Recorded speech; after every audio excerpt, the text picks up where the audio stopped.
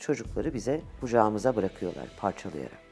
Aklı başında insanın, akıl sağlığı yerinde olan birinin, vicdan sahibi insanların dayanmasına imkan yok. Zalimin büyük bir küstahlıkla çocukları hedef aldığı ve onlara bomba atmak suretiyle saldırdığı bir cürme sanıyorum biz hiç şahit olmadık. İslamofobiya, ki bu da bence egemen güçlerin bizleri katletmek için öne sürdükleri, kurguladıkları, arkasındaki örgütleri kurdukları, tezgahladıkları bir tiyatro. Bunu yıkıyor Filistin. 7 Ekim'den sonra artık her şey başka mı olacak İsrail ve Gazze için? Şüphesiz.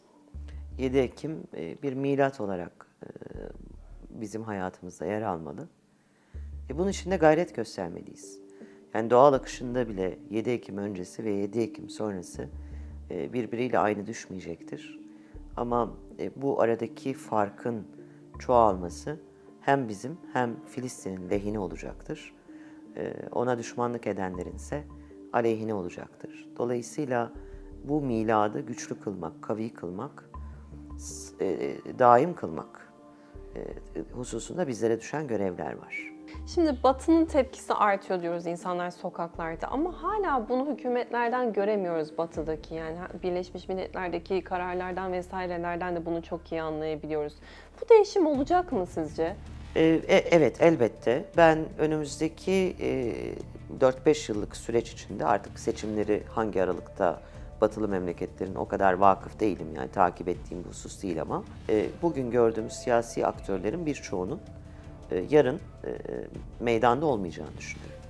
Beni dehşete düşüren kısmı aralarında genç insanların da bulunduğu bir takım siyasi figürlerin kendi kariyerleri hilafına İsrail'i savunma pozisyonunu yüklenmeleri ve bu konuda faaliyet göstermeleri, adeta bunu halklarının menfaatlerinin aleyhine de olacak şekilde de kurgulayabiliyorlar.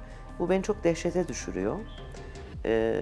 İsrail'in siyaset arenasında en azından Batı memleketlerinde sahip olduğu gücü göstermesi bakımından da çok ibretlik bir takım hadiselerle yüz yüze geliyoruz. Yani hükümeti İsrail'in yanında yer alıyor fakat halklar meydanlarda, sokaklarda Filistin'in yanında olduklarını haykırıyorlar. Bunlar seni bir daha seçerler mi? Demek ki burada faaliyet eden, İsrail'e destek olan bu siyasiler kendi kariyerleri hilafına, yani bir daha seçilememek yükünü üstlenerek bir takım işler yapıyorlar. Bu da İsrail'in bu sistemin içine, dünyaya yaydığı hücreleri göstermesi bakımından çok çok ibretlik. Fevkalade bir sahne var gözümüzün önünde. Bu sahneyi iyi değerlendirmek, gözümüze ihanet etmemek lazım. Gördüğümüze de eyvallah etmek, baş kesmek lazım. Çünkü çok olağanüstü işler tecelli etmekte tam karşımızda.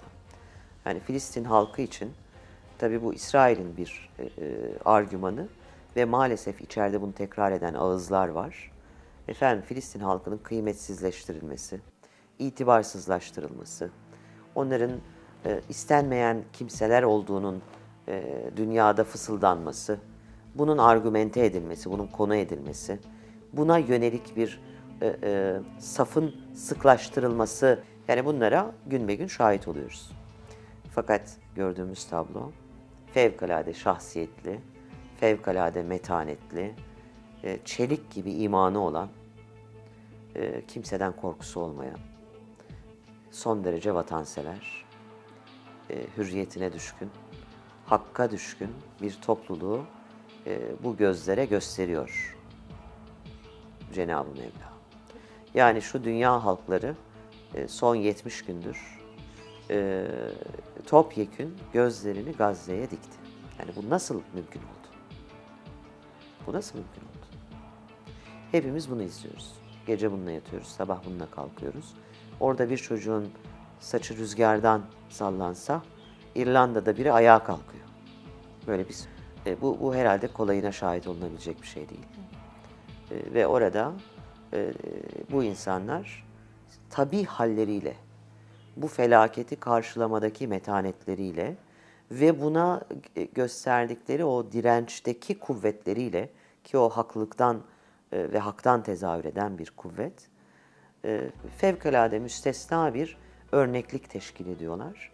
O kadar ki bu örnek olma hali bizim bütün iyi niyetli çabalarımızla İslam'a taraftar kazandırmak ve İslamofobiyanın dünyada önüne almak için yaptığımız her türlü faaliyetin önünde, fevkinde olağanüstü bir şeye dönüşüyor, anlatıya dönüşüyor. Görüyoruz ki dünyanın her yerinde insanlar İslamofobiya, ki bu da bence egemen güçlerin bizleri katletmek için öne sürdükleri, kurguladıkları, arkasındaki örgütleri kurdukları, tezgahladıkları bir tiyatro. Bunu yıkıyor Filistin. Ve insanlarla İslam arasındaki o tahkim edildiği düşünülen kalın ve güçlü duvarı yıkıyor. Tabii ki oradaki bir avuç mücahitin, orada Allah'a teslim olmuş sivillerin ve elbette kanları akıtılan mübarek çocuk şehitlerin kuvvetiyle bunu yapıyor. Bu bakımdan olağanüstü buluyorum. Yani hakikaten hayrete düşüyorum izlediğim zaman. Yani iyi tarafı bu işin, bu hayretini inkar etmeyen bir kimse olmak. Ondan da kendim için bir fayda umuyorum inşallah. İsrail'in katliamları her zaman vardı ama bu 7 Ekim'le birlikte artık daha da büyük bir boyuta ulaştı. Çocuk, kadın demeden. Ne söylemek istersiniz? Valla herkes gibi düşünüyorum. İçimiz dışımıza çıktı çocuk cesedi görmekten. Çocukları bombayla parçalayıp, Kasım ayının başıydı zannediyorum bombalamanın başladığı tarihler. O tarihten bu tarihe çocukları bize kucağımıza bırakıyorlar parçalayarak. Buna bir aklı başında insanın, akıl sağlığı yerinde olan birinin, vicdan sahibi insanların dayanmasına imkan yok. Çok korkunç bir süreci yaşıyoruz. Tabii ki Filistinliler bizden daha kıyaslanmayacak ölçüde büyük bir mağduriyet içindeler. Ancak bizlerin de durumu bir mağduriyet içeriyor. Peşi sıra bir öfke duyuyoruz. Bunun da haklı bir öfke olduğunu, kıymetli bir öfke olduğunu ben düşünüyorum. İşte buna mukavemet edebilmek adına ilk etapta bir can havliyle boykot edelim diye başladık. Şimdi o biraz daha bence doğru yolunda, mecrasında akmaya başladı. İşte içeride kendimizi ifade etmek, içeride gelişen tepkileri anlamaya çalışmak.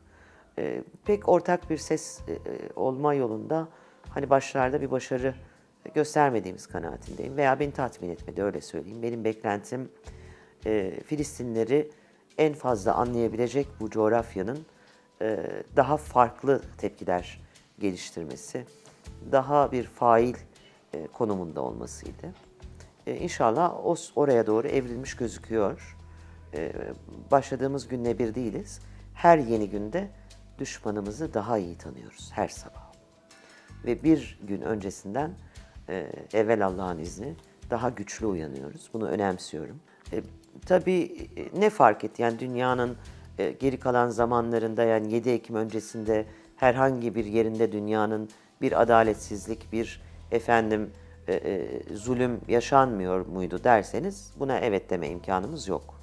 Hali hazırda Filistin'deki zulüm devam ederken dünyanın başka yerlerinde başka vahşetler de yaşanmaya devam ediyor. Uygur Türklerinin yaşadığı gibi örneğin. Ama sanıyorum zalimin çok cüretli bir şekilde, büyük bir küstahlıkla çocukları hedef aldığı, çocukları kendisine düşman olarak tanımladığı, onları terörist ilan ettiği ve onlara bomba atmak suretiyle saldırdığı bir cürme sanıyorum biz hiç şahit olmadık. Ben bunu şok edici buluyorum. Elbette savaşlarda siviller, Hazreti Resul'ün hukuku uygulanmadığı için, değil mi? Doğada, sivillerde, çocuklarda, yaşlılarda savaşın tarafı olmayan bir fiil, silahlı gücü bulunmayan kimseler de mağdur oluyorlar.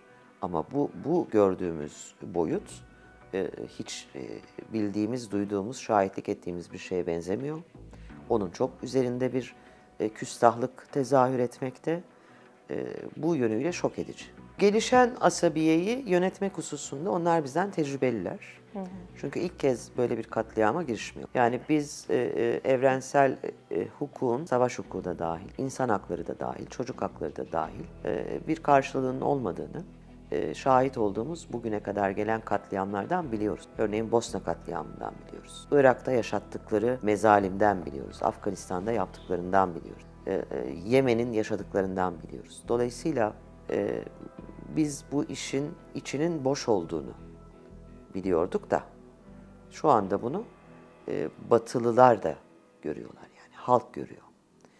Bu bakımdan herkeste derin bir uyanış hali inşallah ben seziyorum, özellikle Batı dünyasında. Bunun artması, desteklenmesi hususunda da şuurlu bir anti-Siyonist olarak mukabele etme niyetim var.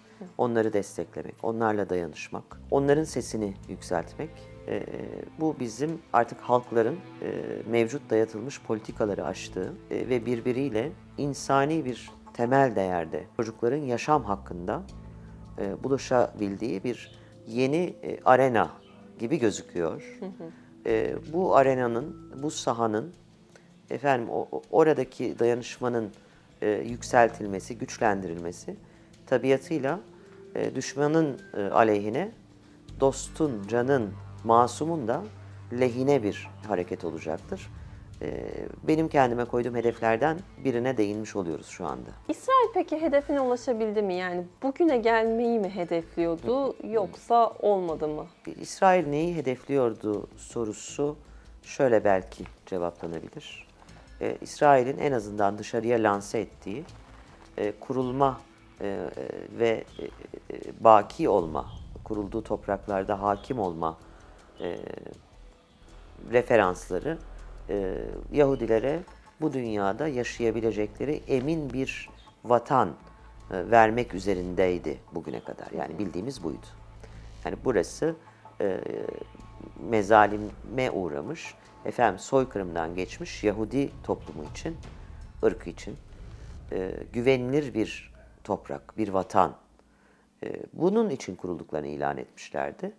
Ve bugüne kadar da böyle bir davetleri vardı. Dünyanın her yerinden Yahudi toplumlarını, Yahudileri orada yaşamaya davet ediyorlardı. Ama gelinen nokta itibariyle bana sorarsanız İsrail organizasyonunun diyelim, devlet de demeye dilim hiç varmıyor, İsrail hükümeti yürüttüğü politikayla İsrail hükümeti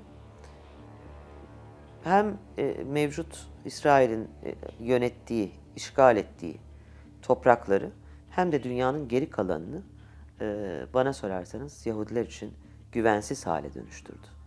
Dolayısıyla hedefi buysa, belki bunu hedefledi bilmiyorum, o zaman başarılı diyebiliriz.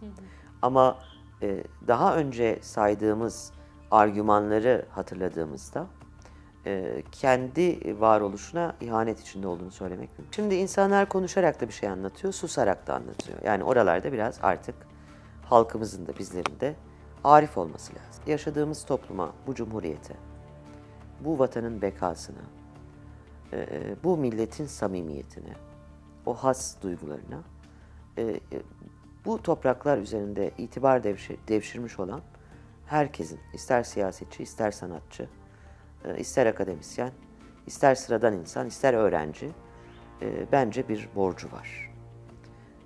Böyle vakitler, böyle olağanüstü, fevkalade vakitler, bu borcun ifası için son derece uygun zamanlar.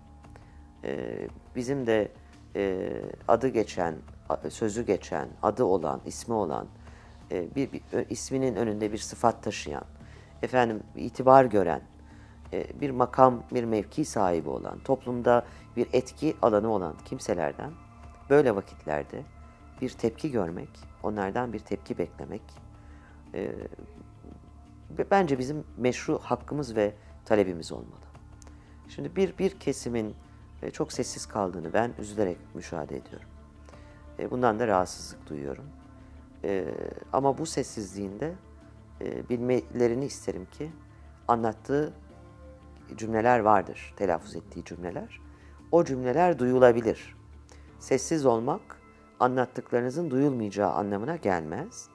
Bunu yapmamak lazım. Çünkü o zaman bizlerin de, değil mi, bu tesis edilmiş, takdim edilmiş itibarlardan, teveccüh gösterilmiş isimlerden caymaya hakkımız olur. Bu herhalde o makamları, mevkileri işgal eden sanatçıydı, akademisyendi, hocaydı, siyasetçiydi. Bunlar açısından beklenen, istenen, arzu edilen bir netice olmaz. Bizim daim kılmak hususunda bizlere düşen görevler var. Gazze ile ilgili bir konuşma yaptınız ve herkesin tarafından dikkat çekti. O konuşmadan biraz bahseder misiniz? Gelen tepkilerden, bugüne uzanan süreçten. Bu fevkalade bir tecrübe aynı zamanda. Ben de gözlem yapıyorum fırsattan istifade. Bu konuşma üzerine sorulan bir takım sorular oluyor. Özel olarak bana iletiliyor. Efendim işte bu metni nasıl çalıştınız? Bir ezber mi yaptınız? Bir yerlerden mi okumaktaydınız? Bu metinde tahsih yaptınız mı? Yani bir şeyleri dışarıda bıraktınız mı? Hesaplı kitaplı bir metin miydi? Bir şeyleri eklemek, bir şeyleri çıkarmak hususunda en azından. Tanımları belirlemek bakımından. Yani şunu dile getirmek isterim. O irticalen yapılmış bir konuşmaydı. Halihazırda masa üzerinde bir metni yoktu. Ancak konuşmanın işaret ettiği, kendisine temel aldığı metinler vardı. Bu metinlere ve arkasında idealize edilmiş olan duygu dünyasına, düşünce dünyasına dair ben bir takım şeyler, açıklamalar yaptım. Bunu ara ara da yineliyorum ki insanlar bu konuşmayla alakalı onları etkileyen hususun benim kişiliğimden kaynaklanmadığını rahatça tespit edebilsinler, buna emin olabilsinler. Burada onları etkileyen bilhassa bu konuşmanın dayanmış olduğu veya kendini isabet ettirmek istediği, isnat etmek istediği arkadaki sağlam isimler, sağlam metinler ve oradaki ideal düşün dünyası diyelim. 23 Aralık 2023 tarihi kaybettiğimiz yavrumuz Rim'in doğum günü. Rim'i hatırlayacaktır herkes. Dedesinin kucağına alıp göz kapağını kaldırıp gözünü öptüğü yavrumuz. Onun doğum gününde efendim hem sanal medyada, sosyal medyada hem de şehir meydanlarında şehit edilen tüm çocukların anılacağı bir takım etkinlikler düzenlenmesini arzu ediyoruz. O tarihe kadar da bir takım etiketler belirledik. Bunların arasında en önemlileri 23 Rim 2023, Şehit Çocuklar Günü, The Rims Day, İngilizce bir etiket olarak, yine İngilizce 23 Rims 2023. Bu etiketlerle birçok dilde aslında o günün şehit edilen çocukların her zaman anılacağı Dünya Şehit Çocuklar Günü olmasını arzu ediyoruz. Bu konuda çaba gösteriyoruz. Bununla ilgili sizin vasıtanızla da yine tüm sosyal medya kullanıcılarına bir çağrım olsun. Bu etiketleri kullanarak arzu ettiğiniz içeriği kendiniz oluşturmak kaydıyla bu konuda bize destek olabilirsiniz.